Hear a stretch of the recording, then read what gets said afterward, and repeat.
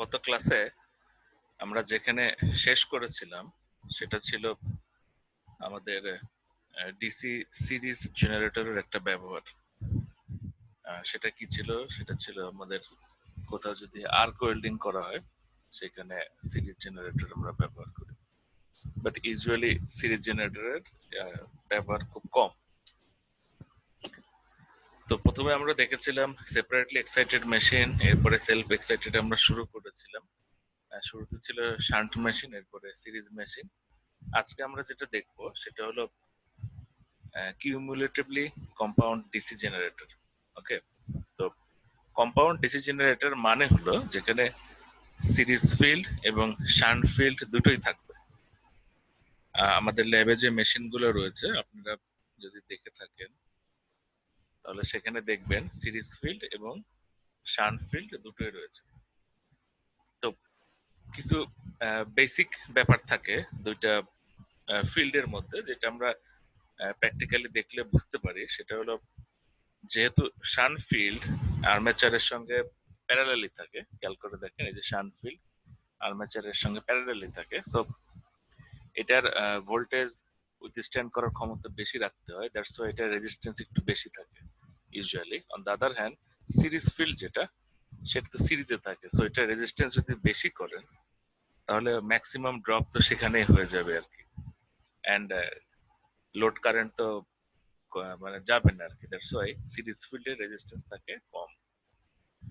তো আজকের compound generator, so কিউমুলেটিভলি compound মানে হলো কোনো মেশিনে যদি দুইটা ফিল্ডই থাকে, দেখেন এটা একটা সিরিজ ফিল্ড এবং এটা একটা শান ফিল্ড। তো আমরা মেশিনের ভেতরে যেখানে আমার অ্যাকচুয়াল ফিল্ডটা থাকে, ফিল্ড পোল, সেটাকে আমরা এমন ভাবে তৈরি করব যেন এই সিরিজ ফিল্ডের যে ফ্লাক্স এবং শান্ট ফিল্ডের যে ফ্লাক্স, আরো সহজভাবে বললে যে ম্যাগনেটোমোটিভ ফোর্স দুইটা প্রডিউস করবে, দুটাই যেন অ্যাডিটিভ হয়, অর্থাৎ একজন আরেকজনকে মানে বাধা দান করবে না, বরং একজনের সাথে আরেকজন যোগ হবে আর কি। এটা হলো কি আমার কিউমুলেটিভলি কম্পাউন্ড। তো ব্যাপারটা খুব বোঝা সহজ। ধরেন দুইটা কয়েল নিলেন, দুইটা কয়েলকে আমরা যদি একই ম্যাগনেটিক ম্যাটেরিয়ালের উপরে একইভাবে একই দিকে টার্ন করি আর কি, মানে জড়াই, তারটা জড়াই, তাহলে দেখবেন দুইটা কয়েলে যদি ডিফারেন্ট সোর্স দিয়েও আমরা এনার্জাইজ করি তাহলে কি হবে, তারা অ্যাডিটিভ হবে, একই দিকে হবে, অর্থাৎ নর্থ এবং সাউথ একই রকম হবে। অ্যাজ এ রেজাল্ট এই দুইটা ফ্লাক্স যোগ হবে। Okay? তো কানেকশন দিকটা আমরা দেখি প্রথমে। সেটা হলো, যে কোনো কম্পাউন্ড মেশিন অর্থাৎ কম্পাউন্ড ডিসি জেনারেটর, যেহেতু সিরিজ ফিল্ড থাকবে শান্ট ফিল্ড থাকবে, তো এটা কানেকশন দুই ভাবে হতে পারে। খেয়াল করে দেখেন, একটাকে আমরা বলি লং শান্ট। লং শান্টটা সেটা কি দেখেন, সিরিজ ফিল্ড আর্মেচার পার হওয়ার পরে সিরিজ ফিল্ড, তারপরে দেখেন শান্ট ফিল্ড। ওকে, এটাকে আমরা বলি লং শান্ট। আর আরেকটা আছে শর্ট শান্ট। শর্ট শান্টটা কি দেখেন, আর্মেচারের ঠিক পরেই শান্ট ফিল্ড, তারপরে হলো গিয়ে series field. So KVL equation এবং আদার ইকুয়েশন মোটামুটি এক, শুধুমাত্র তফাৎটা কোথায় দেখেন, শান্ট ফিল্ডের ক্ষেত্রে এই আর্মেচার কারেন্ট যেটা, মানে sorry not shunt field, long shunt ফিল্ডের ক্ষেত্রে এই যে আর্মেচার কারেন্ট সেটাই সিরিজ ফিল্ডের ভেতর দিয়ে যায়।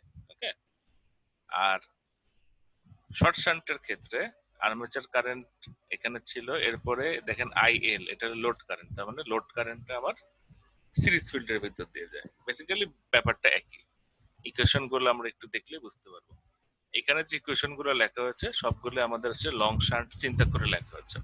ওকে, তো প্রথমে আমরা দেখি যে এই মেশিনে, কম্পাউন্ড মেশিন, ওকে, এটার এই মেশিনে মোট ম্যাগনেটোমোটিভ ফোর্স প্রডিউস হচ্ছে কি কি। ওকে, তো প্রথমে দেখি এই যে ক্যাপিটাল এফ দিয়ে যে প্রকাশ করা হয়েছে যেটা, সেটা হলো আমাদের এই শান্ট ফিল্ডের ম্যাগনেটোমোটিভ ফোর্স। এসি দিয়ে যেটা প্রকাশ করা হচ্ছে সেটা হলো সিরিজ ফিল্ডের ম্যাগনেটোমোটিভ ফোর্স। আর মাইনাস যেহেতু, এটা হলো আমার আর্মেচার রিঅ্যাকশন যে ম্যাগনেটোমোটিভ ফোর্সটা প্রডিউস করে, এটা হলো আমার নেট। তো আমরা যখন শান্টফিল্ডের ক্ষেত্রে নন লিনিয়ার অ্যানালাইসিস করি তখন আমরা একটা ইকুয়েশন বের করেছিলাম, সেম ইকুয়েশন এখানে দেখেন যে একটা ইকুইভ্যালেন্ট আইএফ বের করতে হবে এই নেট ম্যাগনেটোমোটিভ ফোর্স প্রডিউস করার জন্য। সেটা কি ছিল দেখেন, আইএফ প্রাইম সমান সমান IF NAC divided by NF.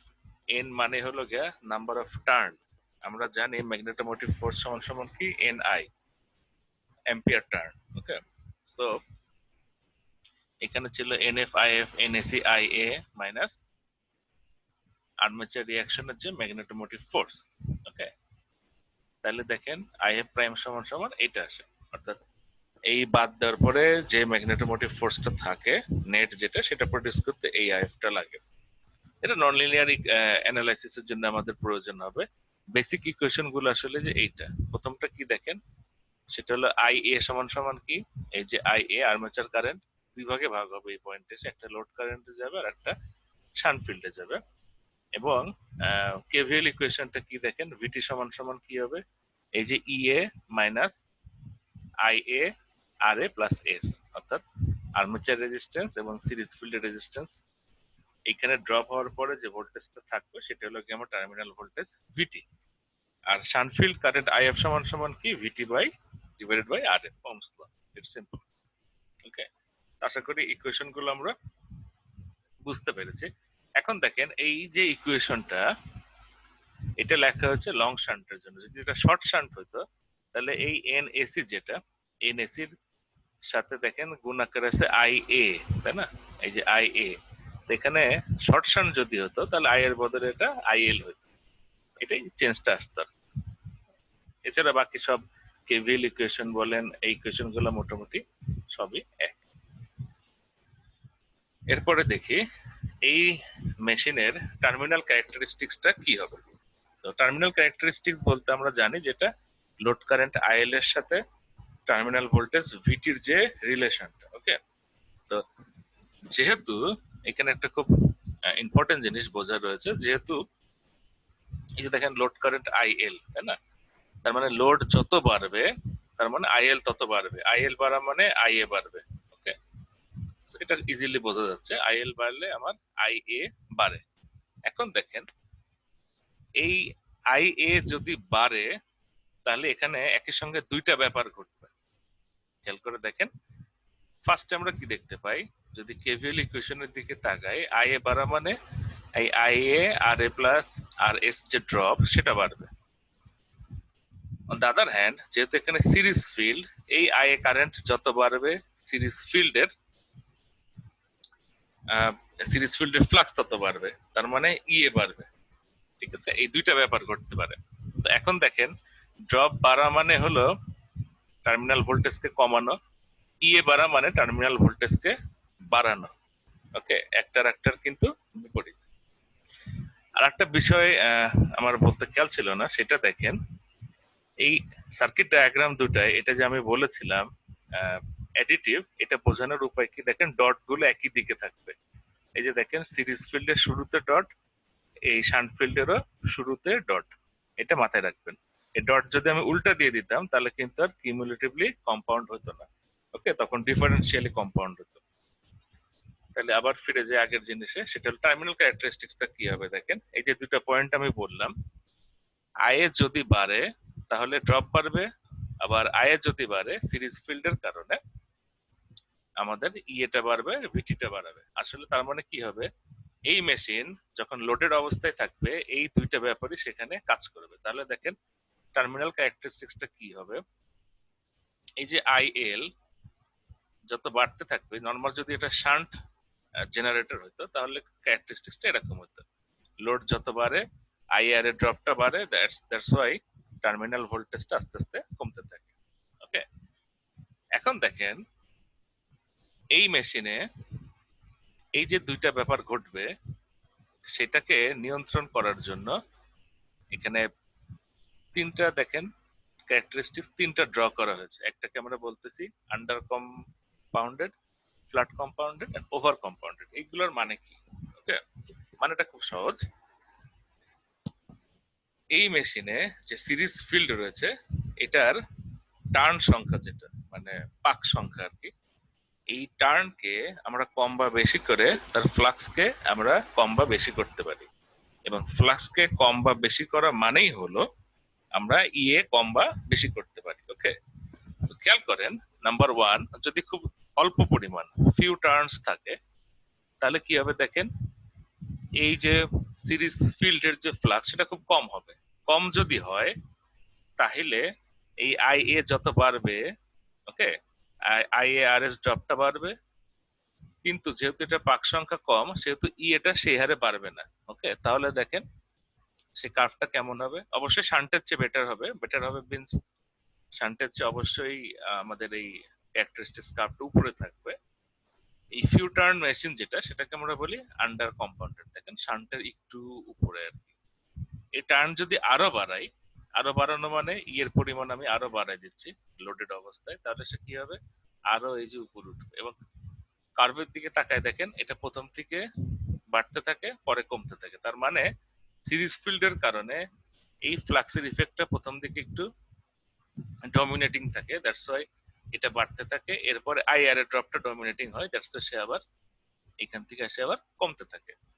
আরো যদি টার্ন বাড়ায় দেই এক সময়, তাহলে দেখেন এটাকে আমরা বলি ওভার কম্পাউন্ডেড, মানে দেখেন অনেক উপর দিয়ে আর কি লোড বাড়তেছে, কিন্তু সে দেখেন কি হয়েছিল, ইএ ছিল, যেটা কিন্তু আমার কি নো লোড অবস্থায় ছিল, তাই না, ইএ, দেখেন লোডেড অবস্থায় ইএ কিন্তু বেড়ে গেছে। ওকে, ওভার কম্পাউন্ডেড মেশিনে দেখেন ই এর যে লাইন লোডেড অবস্থায় কিন্তু কি তার চেয়ে ভোল্টেজ আমার বেশি রয়েছে। এইভাবে টার্ন সংখ্যা চেঞ্জ করে মেশিনের ক্যারেক্টারিস্টিক্সটা এভাবে চেঞ্জ করা যায়। তো টার্ন চেঞ্জ করাটা এটা তো একটা মেশিনের কি বলবো ম্যানুফ্যাকচারিং অবস্থায় করা যায়, এরপরে তো আসলে আর করা সম্ভব না। ওকে, তাহলে কিভাবে আমরা এই কন্ট্রোলটা আমাদের হাতে নিতে পারি, সেটার জন্য যেটা করা হয়, একটা রেজিস্ট্যান্স ইউজ করা হয় যেটা সিরিজ ফিল্ডের সঙ্গে প্যারালেল অবস্থায় থাকে, এটাকে বলে ডাইভার্টার। ওকে, এই যে ডাইভার্টার রেজিস্টার, এই ডাইভার্টারের কাজ দেখেন, এটা আপনারা খুব ইজিলি বুঝতে পারবেন, একেবারেই বেসিক সার্কিট। সেটা হলো একটা কারেন্ট যদি এই দিকে আসে, তার সামনে দুটা পথ, যে পথে রেজিস্ট্যান্স কম হবে সেই পথ দিয়ে বেশি কারেন্ট যাবে, তাই না? এখন দেখেন, আমি যদি এই সিরিজ রেজিস্ট্যান্সের চেয়ে ডাইভার্টারের রেজিস্ট্যান্স কমায় দেয় তাহলে কি হবে, ম্যাক্সিমাম কারেন্ট এদিক দিয়ে চলে যাবে। সো সিরিজ ফিল্ড কিন্তু সেই পরিমাণ কারেন্টটা পাচ্ছে না। কারেন্ট না পেলে কি হবে, তার ফ্লাক্সও বেশি হবে না। সো এখানে আমি আর পাক সংখ্যা চেঞ্জ করব না, পাক সংখ্যা একটা ফিক্সড রাখলাম, কিন্তু আমি কারেন্টকে চেঞ্জ করতেছি। এই কারেন্ট চেঞ্জ করার মাধ্যমে আমি তার ফ্লাক্সকে চেঞ্জ করতে পারবো।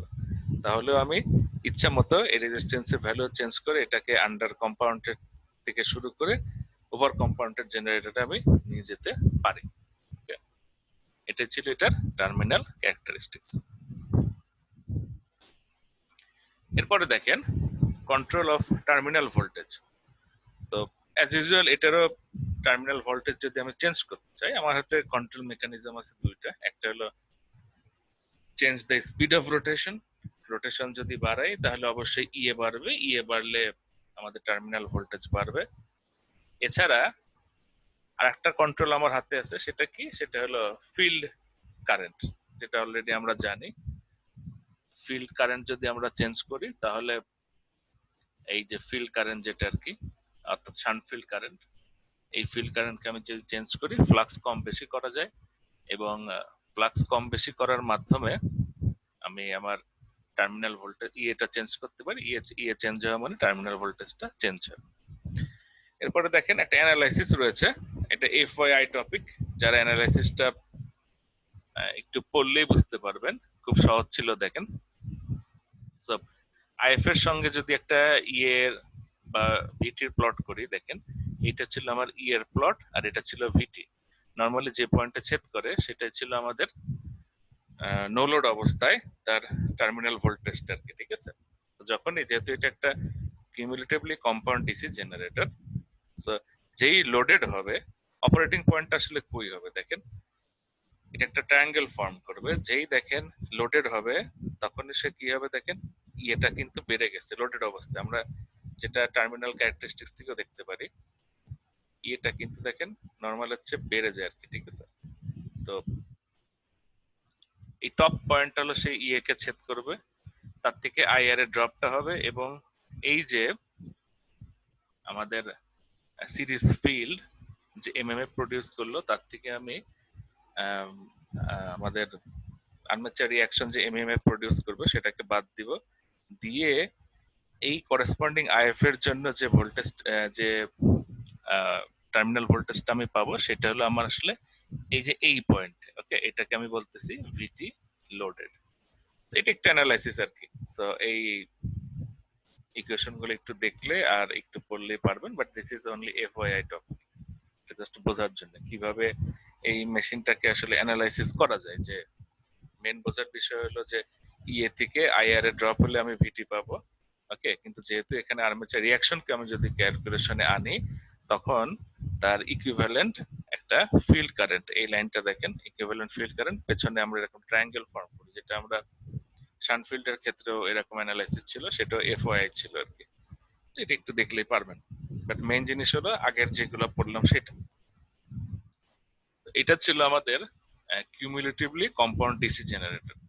এখন যে লাস্ট কাইন্ড যেটা আমাদের জন্য থাকলো সেটা হলো ডিফারেন্সিয়ালি কম্পাউন্ডেড ডিসি জেনারেটর। ওকে, তো ডিফারেন্সিয়ালি কম্পাউন্ডেড মানেটা কি, যেটা একটু আগেই বলেছিলাম, এই ডিফারেন্সিয়ালি মেশিন এটাও আমাদের ঠিক কিউমুলেটিভলি কম্পাউন্ড মেশিনের মতোই।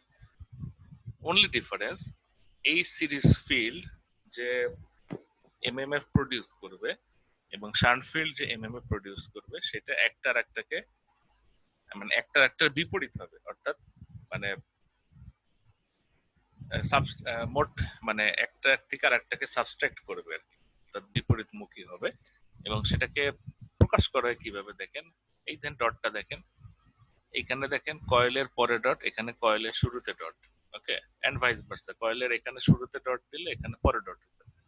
অর্থাৎ আপনি যদি একটা নির্দিষ্ট ম্যাগনেটিক ম্যাটেরিয়ালের উপরে দুইটা কয়েল জড়ান, দুইটা কয়েল দুই ভাবে জড়ান আর কি, এবং দুইটার ফ্লাক্স লাইন যদি দুই দিকে কাজ করে একই ম্যাগনেটিক ম্যাটেরিয়ালের উপরে, তাহলে কি হবে, একটার একটাকে নিউট্রালাইজ করার চেষ্টা করবে। এবং ফাইনালি অ্যাডিটিভ যদি হতো তাহলে মোট বাড়তো, এখানে যেহেতু সাবস্ট্রাকটিভ হবে, অ্যাজ এ রেজাল্ট এখানে মোট যে ম্যাগনেটোমোটিভ ফোর্স সেটা আমার অনেক কম হবে। সেটাই দেখেন ইকুয়েশন থেকে আমরা দেখতে পাই যে নেট ম্যাগনেটোমোটিভ ফোর্স কোনটা।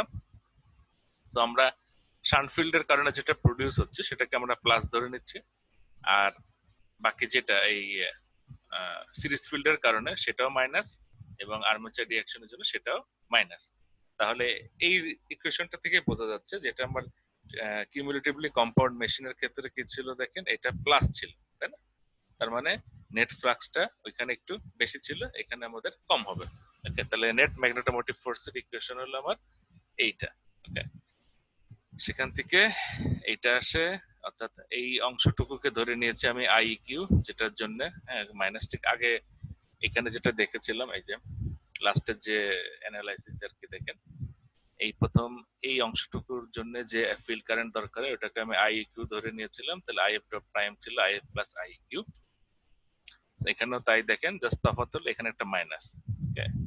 সেটাই একই রকম জিনিস দেখেন, এখানে আই এফ প্রাইম সমান সমান আই এফ, এই যে মাইনাস। ওকে, বাকি কিন্তু মোটামুটি একই রকম। আর একটা জিনিস আপনাদের প্রশ্ন আসতে পারে যে এই মেশিনও কি লং শান্ট শর্ট শান্ট হয় কিনা। হ্যাঁ, এটার ক্ষেত্রেও লং শান্ট এবং শর্ট শান্ট দুটাই হতে পারে। যেভাবেই করেন না কেন আলটিমেট যেটা ঘটবে সেটা হলো এই যে মাইনাস, অর্থাৎ একটার একটাকে নিউট্রালাইজ করার ট্রাই করবে, সাবস্ট্রাকটিভ হবে আর কি। সেটা হলো আমার ডিফারেন্সিয়ালি কম্পাউন্ডেড ডিসি জেনারেটর। এখন দেখতে হবে এটা টার্মিনাল ক্যারেক্টারিস্টিক্সটা কি হবে। তো এটারও খুব একই রকম কাহিনী দেখেন, ওই কিউমুলেটিভলি মেশিনে যেটা ছিল।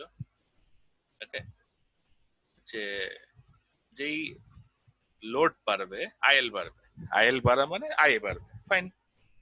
আই বাড়া মানে দেখেন একই সঙ্গে দুইটা ব্যাপার ঘটবে, এক এই আইআর এর ড্রপটা বাড়বে, দুই যেটা এই আগের কিউমুলেটিভলি মেশিনের থেকে এবার ভিন্ন ভাবে হবে সেটা হলো আগে কি হইতো, যেহেতু এটা অ্যাডিটিভ ছিল, আই বাড়া মানে এই ফ্লাক্সটা কি করতো ইএ কে বাড়ায় দিত। আর এবার কি ঘটবে, আই বাড়া মানে সে ইএ কে কমাই দিবে, যেহেতু ফ্লাক্সটা আমার সাবস্ট্রাকটিভ। ওকে, এটাই হলো গিয়ে ডিফারেন্স। সেটা এখানে বলা হয়েছে, দেখেন যে আই ইনক্রিজ করা মানে আই এর ড্রপটা বাড়বে আর কি। On the other hand, I যদি ইনক্রিজ করে সিরিজ ফিল্ডের ম্যাগনেটোমোটিভ ফোর্স সেটা বাড়বে। এটা বাড়া মানেই ইএ কে কি করবে, কমাই দিবে। ওকে, তাহলে দেখেন ওভারঅল টার্মিনাল ক্যারেক্টারিস্টিক্সটা কি হবে। খুবই সহজ। এই যে দেখেন terminal characteristics, shunt normal shunt machine যেটা, সেটাতে এরকম ছিল, তাই না? লোড যত বাড়তো ভিটি কমতে থাকতো। এখানে দেখেন কমার পরিমাণটা নন লিনিয়ার এবং অনেক বেশি। ওকে, অনেক বেশি কমে যাবে, বিকজ লোড কারেন্ট যত বাড়বে এখানে সিরিজ ফিল্ড আপনার ইএ কে আরো কমানোর চেষ্টা করবে, আর ইএ কম হওয়া মানেই ভিটিটা খুব বেশি পরিমাণ কমে যাবে। ওকে, এটাই হলো গিয়ে ডিফারেন্স। অর্থাৎ আমরা যদি একবারের সাথে একটা অ্যানালজি করে দেখেন, কিউমুলেটিভলি মেশিনের ক্ষেত্রে ইএ কিন্তু যদি আমরা সেভাবে ওভার কম্পাউন্ডেড করতে পারতাম বেড়ে যেত, তাই না? বেড়ে দেখেন উপরে থাকতাম। অন দ্য আদার হ্যান্ড এই মেশিনের ক্ষেত্রে এটা অনেক বেশি পরিমাণ কমে যায়, অনেকটা এইরকম প্যাটার্ন হয়। এই যে কার্ভ গুলো প্লট করা হয়েছে এগুলা কিন্তু প্র্যাকটিক্যাল মেশিন রান করে সেখান থেকে ডেটা নিয়ে এই ক্যারেক্টারিস্টিক্স গুলো বের করা আর কি, ঠিক আছে? সো বুঝতে পারলেন দুইটা মেশিনের তফাৎ কি। এবার আসেন control terminal voltage. Terminal voltage কিভাবে কন্ট্রোল করা যায়? সেম আগেও যেভাবে করা হয়েছে, change of speed or rotation অথবা চেঞ্জ অফ ফিল্ড কারেন্ট। তো এটাই ছিল কন্ট্রোল অফ টার্মিনাল ভোল্টেজ। আর অ্যানালাইসিসটাও একই রকম। দেখেন ওই ঠিক আগে যেটা দেখেছিলেন, এখানে দেখেন ইএ ছিল এই যে পয়েন্ট, এটা হলো গিয়ে আমাদের নো লোড অবস্থায় ইএ এবং ভিটি। তো কিউমুলেটিভলি মেশিনের ক্ষেত্রে যেই আমি লোডেড করতাম আই যত বেড়ে যেত আর কি, ঠিক আছে? আইএফ এর পরে আর কি, এই ধরেন লোডেড এইখান থেকে আমি নিতাম আর ট্রায়াঙ্গেলটা, এইখান থেকে এসে আই আর ড্রপ হতো। এবার কি হবে দেখেন, যেহেতু এটা ডিফারেন্সিয়ালি কম্পাউন্ডেড, সো লোডেড অবস্থায় ইএ কিন্তু কি হবে, কমে আসবে, তাই না? তো সেই জন্য ই এর যে লাইন লোডেড অবস্থায় এইখানে আসে, মানে কিভাবে ফিট হয়, বেস্ট ফিটেড, এখান থেকে আইআর এর ড্রপ, এবং বাকি হলো এই যে এই অংশটা, যে ইকুইভ্যালেন্ট আইএফ এর যে অংশটা আর কি, এই যে এইটুকু, সেটার জন্য এই যে আমার আই ইকিউ, এই যে আই ইকিউ এর ইকুয়েশন, এটা মাইনাসের কারণে থাকেন এদিকে আসলো, এবং এই যে ট্রায়াঙ্গেলটা এভাবে এখানে আমার কার্ভের মধ্যে সেট হলো। এটাই হলো কি আমার লোডেড ভিটি। এটা একটু পড়লেই বুঝবেন আর কি, বাট এটা এফওআই টপিক, পরীক্ষার জন্য ইম্পর্টেন্ট না। মেইন জিনিস হলো আমি পরীক্ষায় দিতে পারি এই সার্কিট ডায়াগ্রাম, এই কেভিএল ইকুয়েশন, এবং এই যে terminal characteristic, this is very important. আর কন্ট্রোল টার্মিনাল ভোল্টেজ তো মোটামুটি সবগুলো একই রকম দেখলেন। সো এটাই ছিল আমাদের ডিসি জেনারেটরের লাস্ট টপিক। তো মোটামুটি আমরা জেনারেটরের সবকিছু কভার করেছি। তো আশা করি আপনারা পারবেন। তো এইটুকুই আজকের মতো, এবং এখন আমি আপনাদের থেকে কোশ্চেন নেব।